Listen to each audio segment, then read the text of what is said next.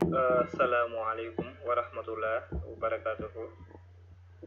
Ñu ngi leen di ziar bu baax yi ñëpp di leen ñaanal jàmm di ko sàkku ci yéen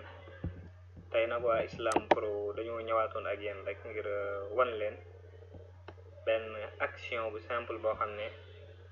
ci WhatsApp la mu di lu jar a bàyyi xel nag waaw ndax ñu bari ñàkk nañ cee bàyyi xel te moo ne buñ ko defoon mën na leen a dimbali ndax léegi-léeg muy man muy yow muy ñëpp nit dina envoyé message nga gis ko waaye da ngay nekk ci milieu boo xam ne doo ko mën a répondre baa nga ñàkk connexion baa nga nekk ci xat-xat yàlla moo bindee doomu aadama ñëpp bokkuñu gis-gis mais réglage bi ma lay wan bis boo ko defee sa WhatsApp incha allahu rabbi nit bu la envoyé message boo ko gis ak boo ko gisul du ci xam dara waaw ndax tray bu lay du ci am kon nag bisimilah nii rek la lu simple la da ngay dugg sa WhatsApp waaw boo duggee ni sa WhatsApp incha allahu rabbi nga dem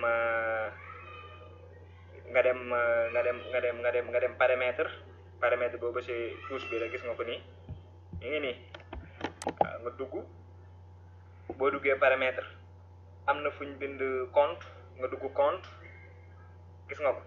boo xoolee sa compte bu baax a baax am na fuñ bind confidentialité fii nag fi la mbir mi nekk nga dugg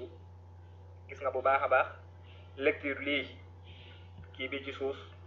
moom ngay coché waaw gis nga ko moom boo ko coché waaw confirmation de lecture da nga koy décoché waaw bis boo ko désactivé rek nit bu liiree sa message doo ko xam waaye yow tamit nit bu liiree sa message doo ko mën a xam waaw loolu rek mooy inconvénient bi mais nag ci jamono jii nii moo gën loolu laa ne woon naa leen ko baaxee ñu bokk ko mbokk yi wasalaam jërë ngeen jëf